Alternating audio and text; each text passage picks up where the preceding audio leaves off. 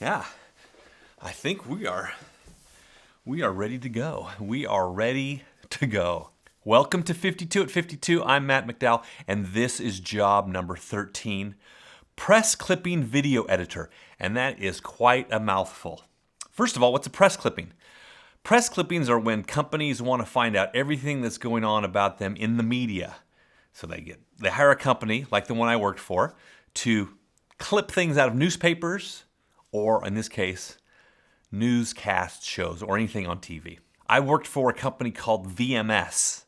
VMS stood for Video Monitoring Services. And so what they would do is they would monitor video, and then they would let you, if you had some sort of trouble, not necessarily trouble.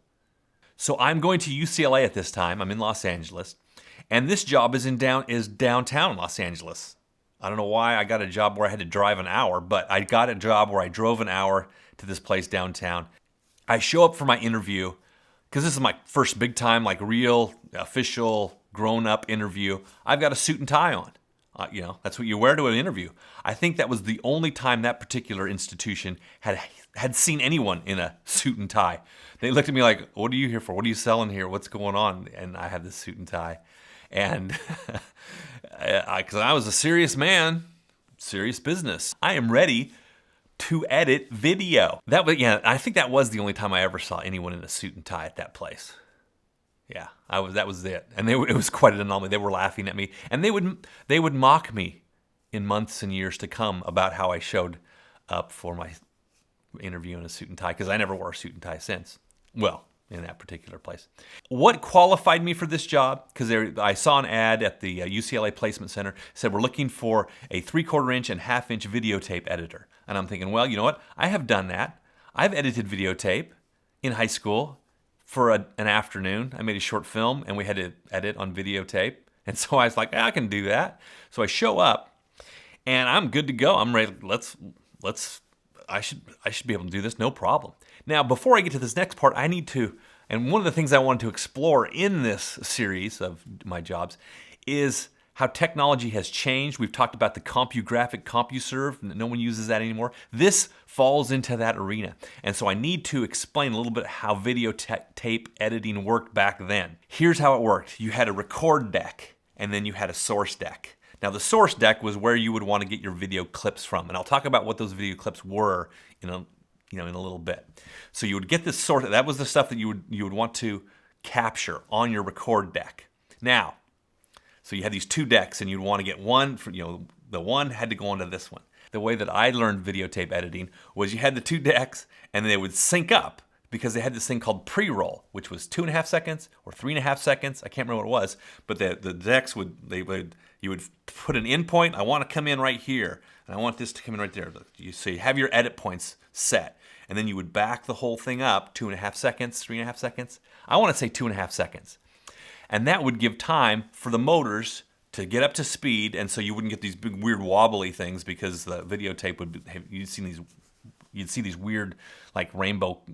They looked horrible. They wouldn't work. You'd sync them up, and they'd go back, and then they'd sync up, and then they'd make that edit, and you were good to go, and you had your edit. And this was in the days of linear editing. Now, a lot of times people do non-linear editing today. A lot of people. That's the only thing that exists at the time. No one does linear editing.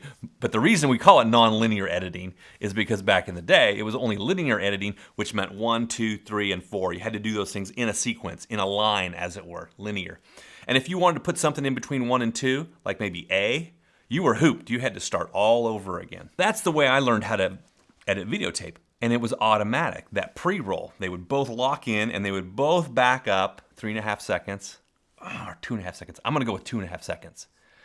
And then all you had to do was press a button. I want to come in here, and you'd press a button, boom, and it would go. Well, I go to this interview, and they're explaining. They go, "Do you know how to edit videotape?" Yeah. And I'm thinking, okay, you just press these buttons. So you pick your in point and your out point, and you press these buttons, and you're good to go. And they're like, well, we don't really have that system. They didn't say we couldn't afford it, but they couldn't afford it because that was a pretty expensive system. Couldn't have been that expensive, but I mean, it's a business. Anyway, they didn't have it. They had 2 video editing stations, and they didn't have that. What they had was they had a record deck that would back up, and it had pre-roll, but your source deck, it was just a VHS regular deck, like home sumer. No, consumer videotape. And so it would just play. And so what you had to do is you would back it up, boom, it's ready to go, right where you want the record deck to come in. So then you would watch your source deck, and then you would hit a stopwatch, and you would be like an anchorman would like brush his head like this. And you go, okay, boom. And you would time that to where you wanted the end point to come in on the edit, and you boom, okay, it's 8.5 seconds from when he strokes his eyebrow to when I want my edit to start. And so then you would have to, so then what would happen is you would play the source deck, and then he would stroke his head like this, and you'd click your thing, and you'd wait till 6 seconds, and then the 6 seconds you'd push the button for the pre-roll, for the record to button to go, and it would start to roll, and then at your 2.5 seconds. Is that confusing? It was confusing to me, and I was there in a job interview, suit and tie, and she explains how to do this, and she goes, okay, so let's see you do some. And I'm like, whoa, I got to do some math, and I'm looking for an eyebrow. What am I looking for? It took me a couple times to do it, but I was able to do it in the interview. And I was the only one they had ever do, because other guys came along, and I was the only one they had to, like, everyone else, they would be very patient with them and teach them. But me, it was like a test, I guess, because I was super arrogant. Yeah, probably. Anyway, that's linear editing. So you'd have to do the stopwatch to get the pre-roll, and you had to do some math. And I got pretty good at it. I got so good that sometimes you just knew when 2.5 seconds was. And you would just watch it, and it's like, okay, it's about right here, boom. And you just do it on the fly. Because who wants to back it up? You'd have to back it up, look for some sort of cue, like the eyebrow brush, or, someone licks their lips, or they say a certain word, and then you would put your stopwatch on. And lots of back and forth. And man, did it waste a lot of time. I don't know why they didn't just buy a proper system. Buy a proper system. It's a business. We would get these segments. We would build these segments. And the segments were, say, Tylenol. And this was the reason I bring up Tylenol is because Tylenol was a big client of ours because it had big poison scare. And they wanted to know what everyone was saying about it. So they were just like, we want to know what Los Angeles is saying about Tylenol on every newscast, on every station. And we want it, if it aired on a Tuesday, we want it on the Wednesday. And so you'd have these big rushes and you have to work all night. And so what would happen is, the way you would put together a package is you would put some bars and tone on. You put the color bars and some tone, and you put a little black, and then you would have to find a station ID, KTLA or KABC. You'd find something like that. And you would put that on the front, and then you would find the news show, the actual news show that it came from. At the beginning, they would have the date on it, and they'd have, this is welcome to Tuesday, the 17th or whatever. You'd put that on, and then you would actually go to the segment. Tylenol scare in the Southland. What can you do about it? And you would put that on there. And if there were any sort of teasers, you'd put those in there. So then, and you would just layer those in. You just boom, boom, boom, boom. And then you put some black on. And sometimes you'd have like, okay, we want everything. And they would give you a sheet. Okay, you got to do this one from this day, and this one from this day, and this one from this way. And you just go through the sheet, and you'd put these segments on. You'd edit these segments onto the videotape, and then you'd send it out the door. It was great. That was a lot of fun because I love tasks. I love tasks. I am very task-oriented. If I want to get something done, I have to break it down to a task because it's like, okay, I can get that done. And so you'd come into work and there'd be a basket full of tasks, and you would work through these baskets of tasks, and it was very, very satisfying because you would start off with this, and you'd do your work with your 3.5 seconds, and you'd find your videotapes, and you'd get it all squared away, and then you were done, and it was off-shipped product. Production for use. Parking around VMS was not good because it was by a hospital, and there was street parking, but it was only for an hour, so you had to move your car all the time. And if you're heavily into editing Tylenol poisoning scare videos, you forget about your car, and you would get a ticket, and then the tickets were expensive, and sometimes your whole day was just shot. It's like, wow, I came into work to pay for my parking ticket. Man, was that frustrating. And thus began probably a 20-year hatred of parking enforcement. I would have problems with it. I really hated parking enforcement people and parking tickets. Man, do I hate them. And then one day my friend Russ said, you know what I do with a parking ticket? Is I get it and I go in and immediately pay for it and I forget about it. And I'm like, oh, I should probably do that. Because I would drag them out and I'd get second and third notices just so it would bug me. And every time you get those second and third notices, you get all ticked again. Parking. So now, but I'm like more or less okay with parking. But you'd lose a whole day. Yikes. There were two ways that we would get clients. One, the client would call us up. Tylenol would say, well, you want to know what's going on out there. And another way is our salesman would go say, hey, they'd call up Igloo coolers and go, hey, Igloo, here at on KTLA, I keep saying KTLA, KNBC, we've got a shot of them putting a baboon heart into an Igloo cooler to save the baby. Would you like to buy that clip? And they're like, yeah, how much is it? It's $150. Great, yeah, send it over to me. And so we get this clip of someone putting the heart into an Igloo, and you can actually see Igloo on there, and they would have that. Press clipping services are obviously still around. It's something that people do all the time. There were some crazy folks that worked there. As you can imagine, I worked there. One day there was this guy who would work there, and he left, and he went out to take a cigarette break. He's like, I'm going to have a cigarette break. And they've heard from him 6 weeks later. He was in Texas in rehab. Another time, this other guy, I made a short film at UCLA, and he's like, hey, I'm at this community college in Los Angeles. I'm supposed to have a short film. Can I borrow yours? Can I take yours? I'm like, I don't care. Sure, what do I care? I mean, now I'm like, what was I thinking? But anyway, he wanted to turn my film in as his. He basically was cheating, right? He was turning in my work as his, so he didn't have to make a film. Why didn't he just make a film anyway? And why did I let him? And so he changes the titles on it and stuff because it was just a stupid little film anyway. He goes on and he ends up winning an award. He wins an award, for the best something or other, and it goes on to this next level and he wins an award for that. When I turned it at UCLA, I think I got a B on it. In addition to editing the video segments, I was also in charge of programming the VCRs for the weekend. So you'd come in on a Friday night, and they'd have all the, during the week, all the programs are the same, and they could, Monday through Friday, everything's the same.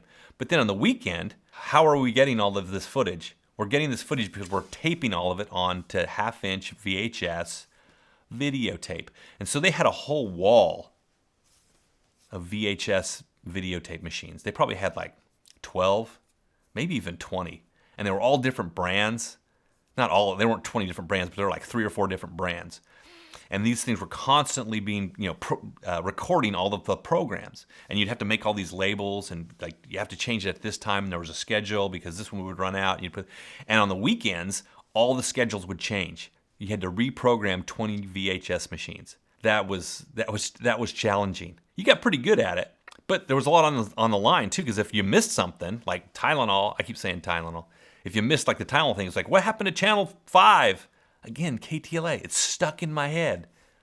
I don't know. What were the other ones? KTTV. Okay. KTTV, Channel 11. If you missed that day, if you didn't program it in properly, it wouldn't show up. And then you'd have to go and, call some other place and say, hey, do you have KTTV? We need this and such days. And they're like, yeah, and you'd have to pay for it and you'd lose money. Each videotape machine had a different way of doing it. Like, oh, here you have to do this, you have to do that, you have to. So it was very detail oriented. You had to take some time. But man, did it pay off. Well, it didn't pay off that much. I can't remember how much that. I can't remember how much that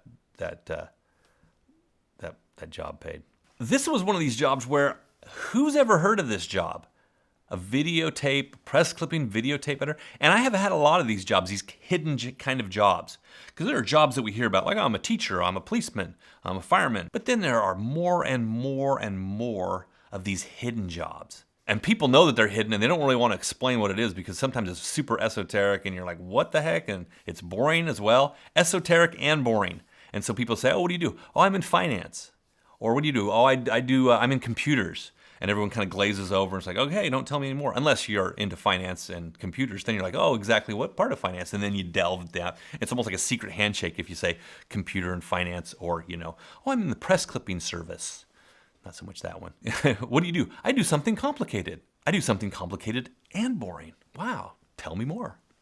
In fact, I just talked to this guy the other day, and I go, so what are you doing these days? And he starts telling me, I'm like, okay. And I even ask him questions about it, this and this and this. And then afterwards, like, man, you know what? I don't have no idea what he actually does. I mean, like the actual physical, like, what does he do? Mostly what we do these days is we talk on the phone, we look at screens, and we type, and we think. We're not really taking the product and giving, we're not taking a thing. Well, some of us are. But a lot of things are just thinking, and you just type stuff. You don't have to do, you type, you look at the screen. I'm typing, looking at the screen, blinking. And this was one of those jobs, one of those hidden jobs that was difficult to explain. In fact, I would tell my mom, now she'd say, well, now, who are you working for again? I go, I'm working for this place called Video Monitoring Services. What do they do? And I'd explain it to her, and she would like, huh. And then I'd talk to her like 2 months later. Now, are you still working for that company that does that thing? And I go, yeah. Now, what do they do again? And she never did figure out what it was that I did for VMS. I feel kind of like my mom, because sometimes like this guy I was talking to, he tells me what he's doing. I'm like, oh, yeah. And if I had talked to him today, I'd be like, what exactly is a private banker? I'm not exactly sure what a private banker would actually do. And so I'm kind of like my mom. And you know what? I could probably do worse, because she was pretty awesome. And I probably am. That was job number 13, lucky 13, press clipping videotape editor. A job that is completely obsolete. So much of the stuff that I do now has no relevance. Like VHS, that doesn't exist anymore. Even when I was working on this antiquated system that didn't have pre-roll on both decks, even then I was like, this is a boned-up system. This will never last. And guess what? It doesn't. Those are just boat anchors now, and 3/4 inch videotape. Who has 3/4? I've got some 3/4 inch videotape here. I don't know what to do with it. I wanted to transfer some to digital, and that's even hard. It's not like back in the old days where like I learned how to build a fire.